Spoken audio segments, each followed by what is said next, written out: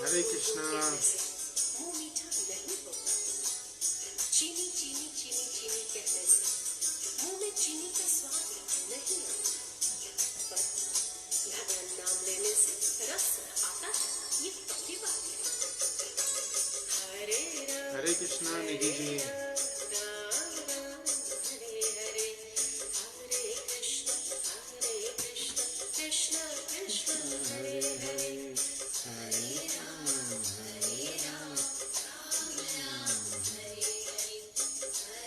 कृष्णा हरे कृष्णा कृष्णा कृष्णा हरे हरे प्यारे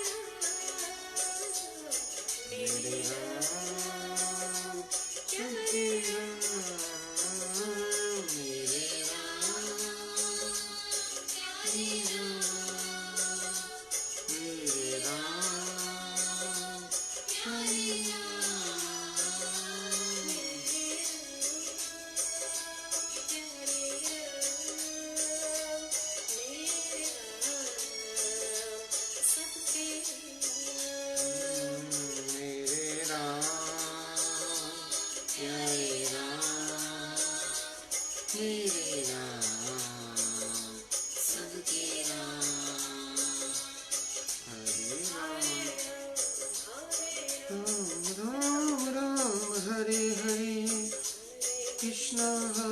कृष्णा कृष्णा कृष्णा हरे राम हरे राम हरे कृष्णा कृष्णा हरे हरे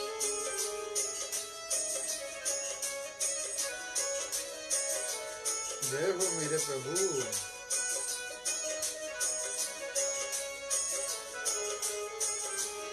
हरे कृष्णा पीयूष।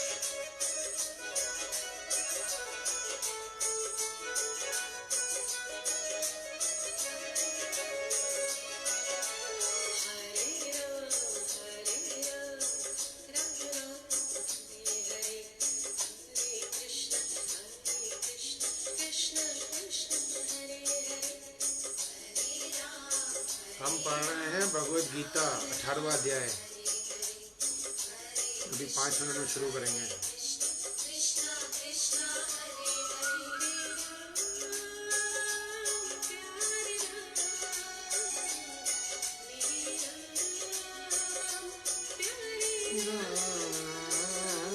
मेरे राम प्यारे राम। हरे कृष्णा।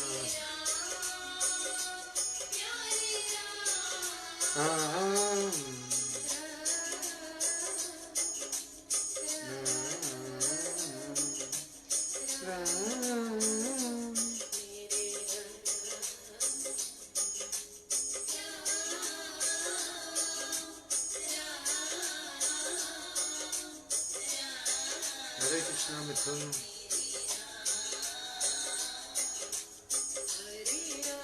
हरे राम राम राम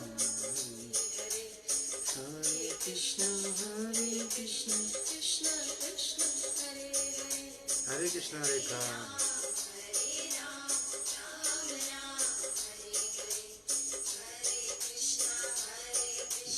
कृष्णा कृष्णा हरे हरे हरे कृष्णा। हरे कृष्णा मोनिका। नरोत्तम लाल जी हरे कृष्णा। भगवान के नाम का उच्चारण करने वाला व्यक्ति जैसे कचरे के ढेर में एक दिया सलाई। जय राधा माधव जय कुंज बिहारी जय गोपी जन वल्लभ जय गिरिवरधारी जय गिरिवरधारी यशोदानंदन ब्रज जन रंजन यशोदानंदन ब्रज जन रंजन यमुना तीरात वनचारी यमुना तीरात वनचारी जय राधा माधव जय कुंज बिहारी। हेमांटी गाओ।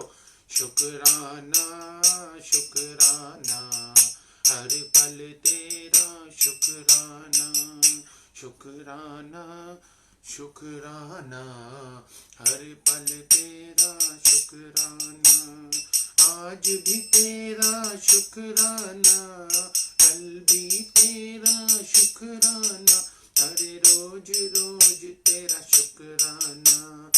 हरे कृष्णा कृष्णा कृष्णा हरे हरे हरे रामा राम राम हरे हरे हरे कृष्णा कृष्णा कृष्णा हरे हरे हरे राम राम राम हरे हरे। अच्युताय नमः अनंताय नमः गोविंदाय नमः गोपालाय नमः। ओम नमो भगवते वासुदेवाय ओम नमो भगवते वासुदेवाय ओम नमो भगवते वासुदेवाय ओम नमो भगवते वासुदेवाय। अच्युताय नमः अनंताय नमः गोविंदाय नमः गोपालाय नमः। ओम नमो भगवते वासुदेवाय ओम नमो भगवते वासुदेवाय। प्रभु मैं तेरा तेरा तेरा तू मेरा मेरा मेरा मैं तेरा तेरा तेरा तू मेरा मेरा मेरा ये तन तेरा तेरा तेरा ये मन तेरा तेरा तेरा सब तेरा तेरा तेरा तू बस मेरा मेरा मेरा। हरि नाम संकीर्तन की जय। गुरु पूर्णिमा महामहोत्सव की जय। हरे कृष्णा एवरीवन। हरे कृष्णा सभी को गुरु पूर्णिमा की व्यास पूर्णिमा की खूब खूब बधाई हो। हरे कृष्णा करिश्मा हरे कृष्णा मोनिका हरे कृष्णा संतोष जी। तो हमारा भगवत गीता का 18वां अध्याय चल रहा है जिसको लेंगे शॉर्ट में और स्वीट में ताकि 10 से 15 मिनट में खत्म हो जाए। 18वां अध्याय चल रहा है 2 श्लोक हो गए थे आज तीसरा श्लोक लेंगे। उससे पहले प्रार्थना करते हैं सब मिलके। ओम अज्ञानतिमिरान्धस्य ज्ञानाञ्जनशलाकया चक्षुर्मिलितं येन तस्मै श्री गुरुवे नमः। श्री चैतन्य मनोभीष्टं स्थापितं येन भूतले स्वयं रूप कदा मह्यं ददाति स्वपदान्तिकं वन्देऽहं श्रीगुरो श्रीयुतपदकमलं श्रीगुरुर्वैष्णवांच श्रीरूपं साग्रजातं सैगर रघुनाथवितं तं सजीवं सावद्वैतं सावधूतं परिजनसहितं कृष्ण चैतन्य देवं श्री राधा कृष्ण पादान् सैगर ललिता श्री विशाखान् वितांश च। हे कृष्ण करुणा सिंधो दीनबंधो जगतपते गोपेश गोपिका कांत राधा कांत नमस्तुते। तप्त कंचन गौरंगी राधे वृंदावनेश्वरी वृषभानुसुते देवी प्रणमामि हरिप्रिये वाञ्छाकल्पतरुभक्ष कृपा सिन्धुभ्य एव च पतितनां पावनेभ्यो वैष्णवेभ्यो नमो नमः। जय श्री कृष्ण चैतन्य प्रभु नित्यानंद श्री अद्वैत गदाधर श्रीवासादि गौर भक्तविंद। हरे कृष्ण कृष्ण कृष्ण हरे हरे, हरे राम राम राम हरे हरे। ओम नमो भगवते वासुदेवाय। हरे कृष्ण। नैना आंटी, तो हमने अभी जो प्रार्थना करी उस प्रार्थना में ही देखिए क्या लिखा हुआ है। आज गुरु पूर्णिमा है, मौका भी अच्छा है। पहले लिखा है ओम अज्ञान तिमिरांधस्य, मैं घोर अज्ञान के अंधकार में उत्पन्न हुआ था और मेरे गुरु ने अपने ज्ञान रूपी प्रकाश से मेरी आंखें खोल दी, मैं उन्हें सादर नमस्कार करता हूँ। पहली लाइन जो है वो यही है, ओम अज्ञान तिमिरांधस्य ज्ञानांजन शलाकया चक्षुर, वो मुझे दिव्य चक्षु दिए, गुरु ने ज्ञान रूपी प्रकाश दिया जिससे मेरी आंखें खुल गई, मैं उन्हें सादर चक्षुर मिलितम येन तस्मै श्री गुरुवे नमः, मैं उन्हें उस गुरु को सादर नमस्कार करता हूँ। ओम नमो भगवते वासुदेवाय। तो गुरु पूर्णिमा का महोत्सव है। गुरु कहते हैं तू अपना उर आंगन दे दे, मैं अमृत की वर्षा कर दूं। तू अपना अहम मुझे दे दे, मैं उसमें हरि का रस भर दूं। तो भगवान को, गुरु को आपसे कुछ नहीं चाहिए, सिर्फ आप जो भक्ति करते हैं गुरु उसी से आप पे प्रसन्न होते हैं। आप समय देते हैं, आप भक्ति करते हैं, सत्संग सुनते हैं, गुरु उसी से प्रसन्न होते हैं। तो सबकी गुरु पूर्णिमा बहुत शुभ हो, बहुत शुभ हो। भगवान से यही प्रार्थना है आज के दिन कि भगवान करे भगवान को पालो। तो आइए 18वें अध्याय पे आते हैं। तो पहला श्लोक जो था उसमें अर्जुन ने कहा था कि हे महाबाहु, थोड़ा रिपीट ले रहे हैं। अर्जुन ने कहा था कि हे महाबाहु, मैं त्याग का उद्देश्य जानने का इच्छुक हूँ, और हे ऋषिकेश, हे केशी निषुदन, मैं त्यागमय जीवन का भी उद्देश्य जानना चाहता हूँ। त्याग का उद्देश्य जानना है और त्यागमय जीवन का उद्देश्य जानना है। तो दूसरे श्लोक में भगवान ने बताया था कि भौतिक इच्छा पर आधारित कर्मों के परित्याग को कुछ विद्वान लोग संन्यास कहते हैं, और समस्त कर्मों के फल त्याग को बुद्धिमान लोग त्याग कहते हैं, है ना। इसमें दो प्रकार के बताए। पहले तरीके के विद्वान जो बोलते हैं भौतिक इच्छा पर आधारित कर्मों के परित्याग को संन्यास कह रहे हैं, और समस्त कर्मों के फल त्याग को जो बुद्धिमान लोग हैं वो त्याग कह रहे हैं। अब दोनों चीजें अलग अलग हैं, ठीक है। अब समझने की कोशिश करते हैं। यहाँ पर जो तीसरा श्लोक है आज का वो क्या है। श्री भगवान वाच त्याजयम दोषवृत्त इति एके कर्म प्राहु मनीषिणा यज्ञ दान तप कर्म न त्याज्यम इति च अपरे। अब ये बहुत इंपॉर्टेंट श्लोक है, सबको समझना चाहिए। कुछ विद्वान घोषित करते हैं कि समस्त प्रकार के सकाम कर्मों को दोषपूर्ण समझकर त्याग कर देना चाहिए। कुछ तरीके के लोग होते हैं जो ऐसा कहते हैं कि सभी कर्म दोष युक्त हैं, तो यहाँ पर कह रहे हैं विद्वान, तो उनको त्याग कर देना चाहिए, है ना। जो ऐसा कहता है वो समझता नहीं है। दूसरे जो विद्वान हैं वो क्या कह रहे हैं कि यज्ञ दान और तपस्या कर्म को त्यागने योग्य नहीं है, ये सारे कर्म त्यागने योग्य नहीं है। अब भगवान कहते हैं दोनों बातें मैंने सुनी। किसको कह रहे हैं? अर्जुन को कह रहे हैं कि हे अर्जुन, अब ये दोनों बातें मैंने तुझे सुनाई कि पहला जो ऐसा कहता है कि कर्म दोष युक्त है इसलिए उनका त्याग नहीं करना चाहिए, जो ऐसा कहता है वो समझता नहीं है। दूसरे विद्वान कहते हैं यज्ञ दान तप कर्म त्यागने योग्य नहीं है, ठीक है। दोनों बातें बताई। अब तू मेरा निर्णय सुन। अब भगवान अपना निर्णय सुना रहे हैं। क्या सुना रहे हैं? चौथे श्लोक में निश्चयं शृणु मे तत्र त्यागे भरत सततमा त्याग ही पुरुष व्याधर त्रिविध संप्रकृति। तो अब इसमें क्या बता रहे हैं? हे अर्जुन, अब तू मेरा निर्णय सुन। अब त्याग के विषय में मेरा निर्णय सुन। हे अर्जुन, शास्त्रों में 3 प्रकार के त्याग बताए गए। अब यहाँ पे त्याग भी, पहले त्याग की बात हो रही थी और संन्यास की बात हो रही थी। अब त्याग भगवान बता रहे त्याग भी 3 प्रकार के हैं। कौन से त्याग हैं? सतो रजो तमो, 3 प्रकार के त्याग हैं। अच्छा, आगे क्या बता रहे हैं अगले श्लोक में 5वें में? यज्ञ दान तप कर्म न त्याज्यम कार्यम एव यज्ञ दानम तप च एव पावनानि मनीषिणाम। अब इसमें क्या बता रहे? यज्ञ दान और तप तीनों ही बुद्धिमान पुरुष को पवित्र करने वाले हैं। यज्ञ, दान और तप तीनों ही बुद्धिमान, जिसके जो बुद्धिमान है उसको पवित्र करने वाले। यज्ञ, दान, तप त्यागने योग्य नहीं है। अब यज्ञ, दान, तप कौन करेगा? कौन करेगा बताओ? जो धन का उपार्जन करेगा। क्यों? देखो आज के समय में तो कह सकते हैं कि धन की बहुत आवश्यकता रहती है, कुछ भी करना है, लेकिन उस जमाने में भी थी। जब ये गीता लिखी गई तब भी धन की आवश्यकता थी। अब यज्ञ करेगा, यज्ञ कैसे करेगा? यज्ञ के लिए धन तो चाहिए ना, धन होगा तभी यज्ञ करेगा। दान कैसे करेगा? दान तभी करेगा जब उसके पास दान देने लायक हो, तभी ना। जब खुद के पास ज्यादा खाने के लिए हो तभी तो दान देगा ना। तो धन कैसे होगा? जब काम करेगा। तो काम करेगा तो कर्म का त्याग कैसे होगा? तो कर्मों का त्याग तो हो ही नहीं सकता। तो भगवान यहाँ पर बता रहे हैं ना। तो जीवन एक यज्ञ है। ये जो हमारा जीवन है ये एक यज्ञ है। आपके द्वारा इस यज्ञ में कर्मों की आहुति पड़नी ही चाहिए। पर कर्म कैसे होने चाहिए? कर्म हमेशा निष्काम कर्म होने चाहिए, जिसके फल में आसक्ति ना हो। कर्म तो करो, भगवान कह रहे हैं कर्म करना ही पड़ेगा, क्योंकि जीवन एक प्रकार का यज्ञ है। तो कर्म करना है तो क्या करना है? ऐसा कर्म करना है निष्काम कर्म, जिस कर्म में कोई फल की इच्छा नहीं हो, आसक्ति ना हो फल की।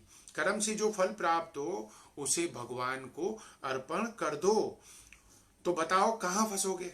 अगर आप कर्म अपने त्याग दोगे, त्याग तो सकते नहीं हो कर्म, तो आपको क्या करना पड़ेगा? वो कर्म जो है उनको निष्काम भाव से करना पड़ेगा। मतलब स्वार्थ नहीं रखना पड़ेगा कि बदले में मुझे कुछ मिले, मैं ये काम करूं तो बदले में मुझे ये मिले, मैं बेटे को पाल रही हूं तो बड़ा होके बेटा मुझे पाले।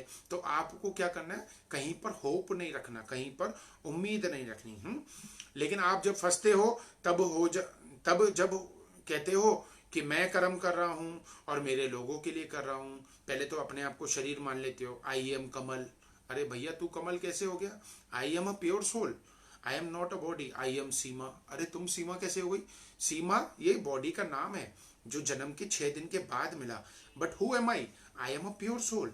मैं शुद्ध आत्मा हूं, मैं शुद्ध आत्मा हूं। ये जागृति हमेशा बनी रहनी चाहिए, है ना। तो क्या करते? पहले तो अपने आप को शरीर मान लेते, मैं ये बॉडी का नाम ले लेते, मैं कमल। जैसे किसी का नाम है चंदूलाल तो बोलते मैं चंदूलाल। पहले तो अपने आप को चंदूलाल मान लिया। अब चंदूलाल की जो बीवी बच्चे हैं, अब बोलेंगे मेरी बीवी बच्चे हैं, जो शरीर के बीवी बच्चे हैं उनको अपना मान लेंगे। फिर बोलेंगे कि मेरे जो बीवी बच्चे हैं उनके लिए मैं कर्म कर रहा हूं और मेरे लोगों के लिए, अपने लिए कर्म कर रहा हूं। तो क्या होता है? तो इस मैं और मेरे के चक्कर में इंसान फंस जाता है ना। और इस मैं मेरे से मुक्त होते ही आप सन्यासी हो जाते हो। कौन कह रहा है? भगवान कृष्ण कह रहे हैं। जिसको भगवान कृष्ण सन्यासी कह रहे हैं वो बाहर से त्यागी हो, ये जरूरी नहीं है कि वो बाहर से त्यागी हो, है ना। राजा जनक थे। अब राजा जनक का नाम सन्यासियों में आता है। अब बताओ, राजा जनक की तो बीवी भी थी, राजपाट भी चलाते थे, बेटी भी थी और उनका दामाद भी था। दामाद कौन था? बताओ नाम, किसी को पता हो तो लिखो। 1 मिनट वेट करते हैं। टिक टिक 1, टिक टिक 2। राजा जनक की एक बेटी भी थी राजा जनक की। और राजा जनक का जो दामाद था वो बहुत फेमस था।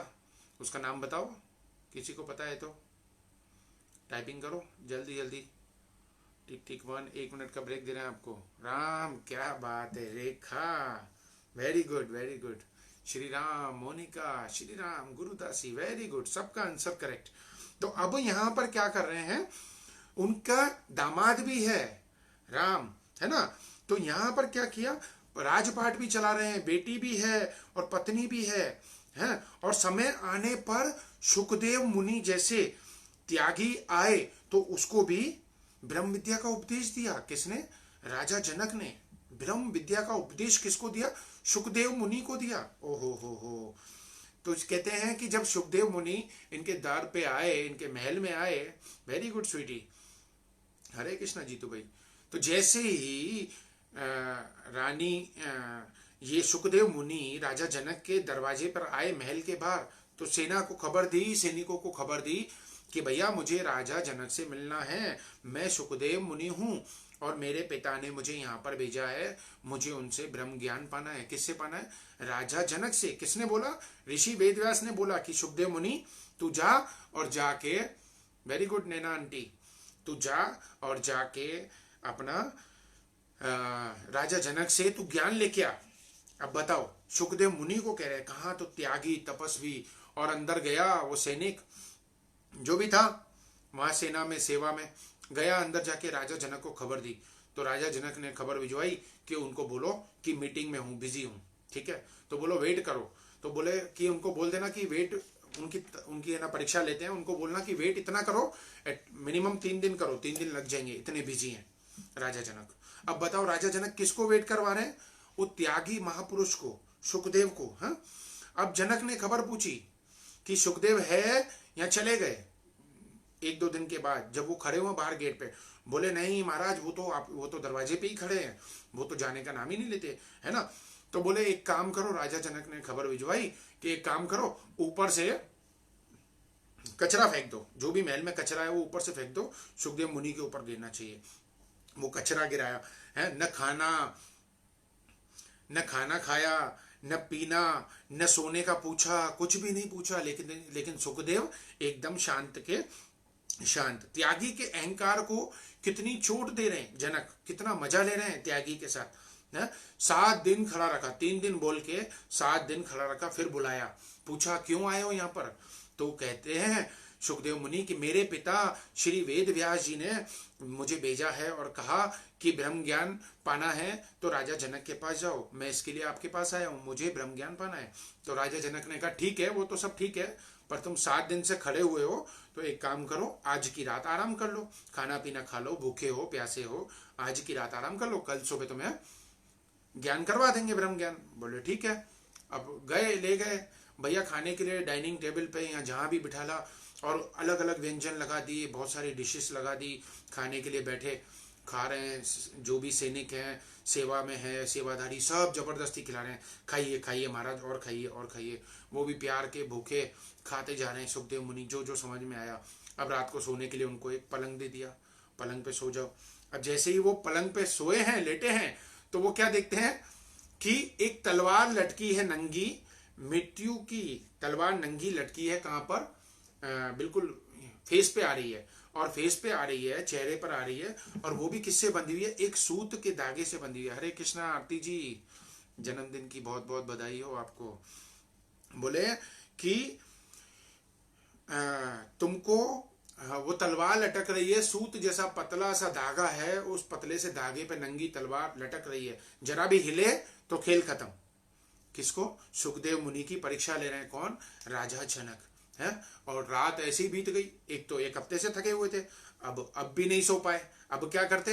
बोले कि राजा जनक बोले, सो भाई कैसी रही तुम्हारी रात सुखदेव? तो बोले खाना पीना तो बहुत अच्छा था साहब, आपने सोने के लिए दिया वो भी सब अच्छा था, लेकिन प्रॉब्लम ये हुई कि तुमने नंगी तलवार जो मेरे गले पे लटक रही थी, उसने तो मुझे, नंगी तलवार ने तो मुझे सोने ही नहीं दिया।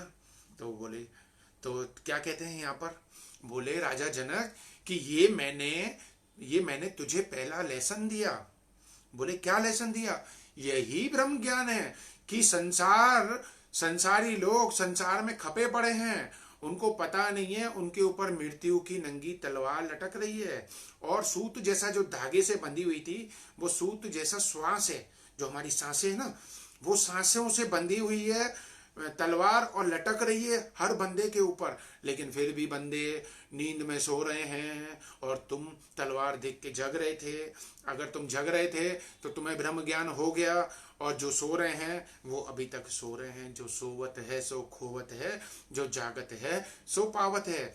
तुम्हें एहसास था कि तलवार लटक रही है और कभी भी गिरेगी तो मुझे काट सकती है, तुम्हें डर के मारे नींद नहीं आई। ऐसे ही संसारियों को समझना चाहिए कि भाई संसार में मृत्यु रूपी तलवार तुम्हारे ऊपर हमेशा लटक रही है, तुम्हारी कभी भी राम नाम सत्य हो सकती है। और लोग सो रहे हैं मस्ती में, भगवान के लिए समय नहीं, सत्संग के लिए समय नहीं, माला जप करने के लिए समय नहीं।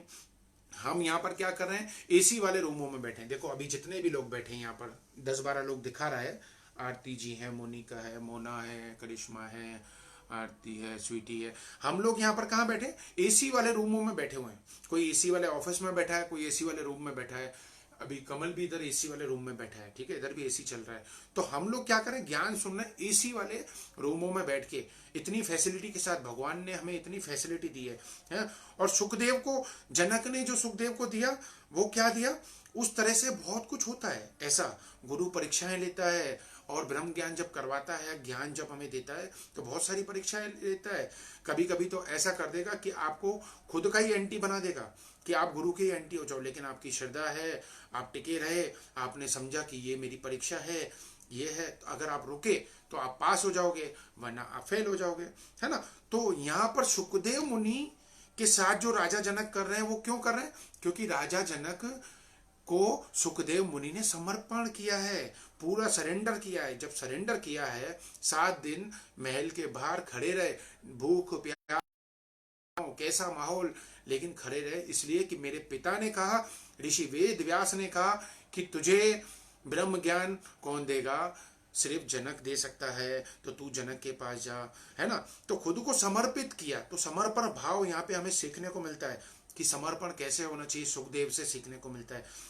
तो सुखदेव कौन है, त्यागी है। और जनक कौन है, जनक एक राजा है। अब देखो फर्क, राजा के पास जा रहा है सुखदेव त्यागी, जो जन्म से ही, बचपन से ही लंगोट बांधता है, कलमंडल हाथ में लेके चलता है, वो सुखदेव मुनि ज्ञान पाने के लिए एक राजा के पास जा रहा है, जनक के पास, है ना। तो सच्चाई ये है कि राजा जनक बाहर से राजा है पर भीतर से वो सन्यासी है। बाहर से राजा है पर भीतर से सन्यासी है। तो सन्यासी भोगी और त्यागी दोनों से ऊपर होता है, दोनों से श्रेष्ठ होता है। एक होता है भोगी जो संसार में भोग रहे हैं, एक होता है त्यागी जो सब कुछ त्याग कर देता है। तो सन्यासी जो होता है वो इन दोनों से ऊपर होता है, श्रेष्ठ होता है। भोगी त्यागी एक दूसरे के विरोध में होते हैं, जैसे काला सफेद, दिन रात, ऐसे दोनों एक दूसरे के एंटी होते हैं, भोगी और त्यागी, है ना, अंधेरा और रोशनी। तो यहाँ पर यज्ञ, दान, तप, इन कर्मों को करना चाहिए, त्यागना नहीं चाहिए। जो बुद्धिमान, पर बुद्धिमान किसको कहते हैं, जो सब कर्म करते हुए फल की इच्छाओं से मुक्त रहता है, जिसे स्वार्थ नहीं रहता। पर आप देखो आजकल लोग जाते हैं, कहाँ जाते हैं, मंदिर में जाएंगे, गुरुद्वारे में जाएंगे, कहीं भी जाएंगे, एक 2 रुपए डालेंगे तो पहले ही मन में 2 लाख रुपए की विश लेके जाते हैं। तो वो विश है ना, वो विश एक्चुअली में वो इंग्लिश का विश, जैसे हिंदी में बोलते हैं कि हमारी ख्वाहिश है, वो एक्चुअली में इंग्लिश का विश नहीं है, वो हिंदी का विश है, यानी वो जहर है। आप भगवान से क्या मांगने जा रहे हो, आप संसार की चीजें मांगने के लिए जा रहे हो, है ना। तो गुरु, आज गुरु पूर्णिमा है, तो गुरु क्या है, गुरु एक पारस है और हम कौन है, हम एक लोहे हैं। जब हम गुरु की शरण में चले जाते हैं तो लोहा जैसे पारस से मिल जाता है तो वो सोना हो जाता है, पारस हो जाता है ना। तो जब शिष्य अपने गुरु के चरणों में चला जाता है, समर्पित हो जाता है, तो वो भी गुरु के जैसा ही हो जाता है ना। गुरु क्या करता है, उसको भी गुरु जैसा बना देता है ना। तो बहुत से शिष्य अपने गुरु की महिमा को न देख पाते हैं और न समझ पाते हैं, और कभी यहाँ वहाँ किसी अन्य महात्मा या कहीं भीड़ होती है या कहीं भेड़ चाल होती है तो सोचते हैं कि चलो हमें वहाँ जाना चाहिए, वो महात्मा ज़्यादा अच्छे हैं और वहाँ ज़्यादा मान मिलेगा। कई लोग तो सोचते हैं कि वहाँ बहुत पैसे वाले लोग हैं तो हमें वहाँ जाने चाहिए। तो लोग क्या करते हैं, अपने टारगेट से, लक्ष्य से फिट जाते, तो गुरु के पास भी नहीं रुकते। तो एक कथा आती है इसमें, गुरु पूर्णिमा का दिन है इसलिए बता रहे हैं आपको, कि एक नवयुवक था जिसको ईश्वर प्राप्ति थी, बौद्ध धर्म का, बोला मुझे बौद्ध प्राप्ति करनी है, बौद्धिक प्राप्ति करनी है, मुझे ईश्वर प्राप्ति करनी है, जल्दी है जल्दी है। रोज गुरु के पास जाते, गुरु की शरण में जाते और गुरु को कहते कब होगी मुझे ईश्वर प्राप्ति कब होगी। गुरु के पीछे पड़े रहते, ठीक है। तो अब उसने सुना कि एक गुरु के बारे में कि उसके पास बहुत भीड़ आती है, बहुत रश आता है और उन्नति भी जल्दी होती है, चमत्कार भी होते हैं, ऐसी खबर सुनी तो अंदर से और मान भी मिलता है। तो क्या किया, तो वो अपने गुरु को छोड़ के चला गया दूर गांव में, उस दूसरे गुरु के पास चला गया, है ना। तो वहां पर जो महात्मा थे, जो सत्संग करते थे, जिनके पास भीड़ आती थी, तो उसने कहा कि कहाँ से आए हो, तो इसने बताया कि मैं बौद्ध मठ का हूँ, उसने नाम लिया। तो वो महात्मा ने क्या किया, महात्मा मुस्कुराए और बोले कोई बात नहीं, आप यहीं रहो, कोई बात नहीं, आपको ईश्वर प्राप्ति करनी है ना, आत्म साक्षात्कार करना है ना, तो कोई बात नहीं, आप यहीं पे रहो। और वहीं पर रहा, 1 साल 2 साल 3 साल 5 साल 10 साल 15 साल 20 साल निकाल दिए। और 20 साल के बाद उसको खूब सेवा वेवा करवाई, 20 साल के बाद उसको ईश्वर प्राप्ति हुई। तो वो महात्मा के पास आता है, महात्मा को धन्यवाद कहता है महात्मा आप है ना, आपका बहुत लाख लाख शुक्र है कि आपने मुझे ईश्वर प्राप्ति करा दी, तो मेरे सच्चे गुरु आप ही हो। तब महात्मा ने कहा कि तूने ये नहीं पूछा कि मैं कौन हूं, मैं महात्मा तो हूं लेकिन मैं कौन हूं, मैं किसका शिष्य हूं, तूने कभी पूछा नहीं। तो बोले हाँ महाराज जी ये तो गलती हो गई, आपसे पूछा नहीं, तो आप बताइए प्लीज प्लीज बताइए आप कौन है। तो वो कहता है महात्मा कि तू जिस गुरु को छोड़ के आया था ना, मैं उसका शिष्य हूं।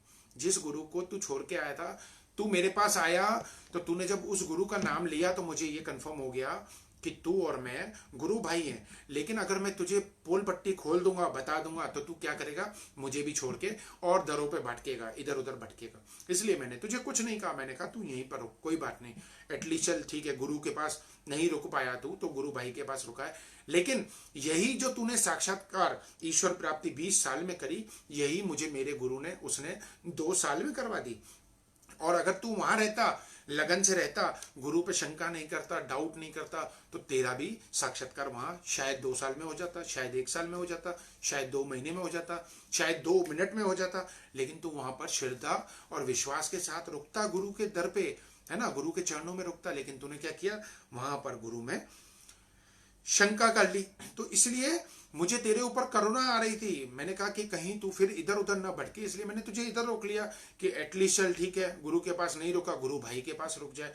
तो मैंने तुझे इसलिए जल्दबाजी में, है ना, क्योंकि तुझे बहुत जल्दबाजी थी कि मुझे गुरु प्राप्त करना है, मुझे ईश्वर प्राप्ति करनी है, बहुत तू पीछे पड़ा था, और तू यहाँ पर आ तो गया भेड़ चाल के हिसाब से, इसलिए मैंने तुझे यहाँ पर रोक लिया, है ना।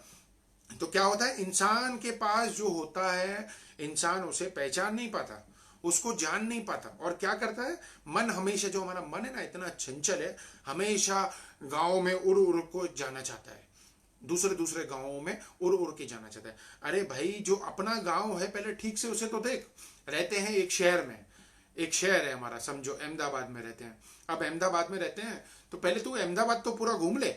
नहीं नहीं यार मैं बॉम्बे चला जाऊं, नहीं नहीं यार मैं कोलकाता चला जाऊं, नहीं नहीं यार मैं दुबई चला जाऊं, नहीं नहीं यार मैं अमेरिका चला जाऊं। अरे मेरे भैया पहले तू अपने, जहाँ अहमदाबाद में तेरा बर्थ हुआ, पहले तू वहां तो पूरा घूम, है ना। पहले तू अपने जो तूने गुरु बनाया है, जिसपे उस पे तो तू अपनी श्रद्धा रख, तू उस पे तो अपना विश्वास रख, वो तेरा काम जरूर करेगा। तो इसलिए हमें गुरु पूर्णिमा का यही संदेश है सबके लिए कि बहुत बहुत धन्यवाद। गुरु पूर्णिमा पर्व की आप सभी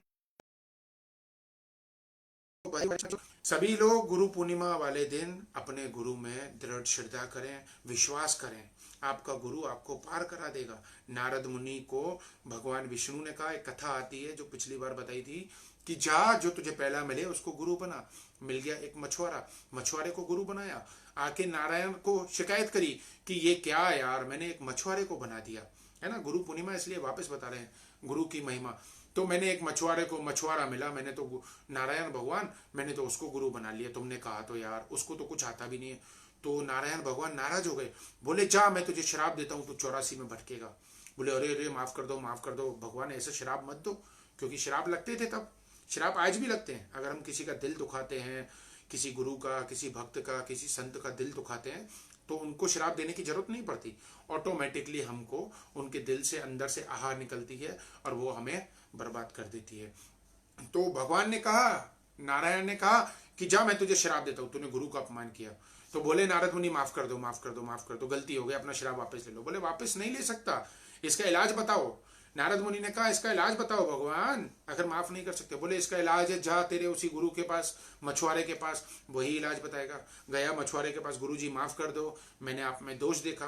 तो दोष दृष्टि हमें हमेशा नीचे ले जाती है, बुरी संगत में ले जाती है, और हमें भक्तों से, सत्संग से, भगवान से दूर कर देती है दोष दृष्टि। इसलिए कभी भी दोष दृष्टि होनी नहीं चाहिए, ठीक है। तो अब क्या किया, अरे भगवान मुझे गया कि भाई कहाँ पर गया, उसके पास, अपना गुरु के पास, मछुआरे के पास, और मछुआरे को बोला कि भाई गुरु जी मुझे माफ कर दो और मुझे इलाज बताओ, मुझे तो भगवान ने ये शराब दे दिया। तो बोले कि ठीक है एक काम करो,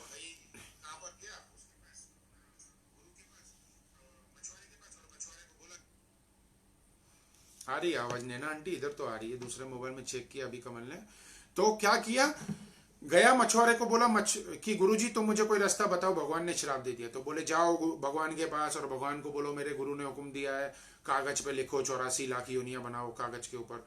और कागज के ऊपर गया भगवान के पास, भगवान ने कागज पे 84 लाख योनियां बनाई और गुरु ने कहा, मछुआरे ने, जो मछुआरा गुरु बना, बोले उसके ऊपर तुम कलामंडी खा लेना, तेरा 84 कट जाएगा। और इसने कलामंडी खा ली। सिर्फ गुरु का वचन पूरा करने के लिए भगवान गुरु का वचन पूरा करते हैं।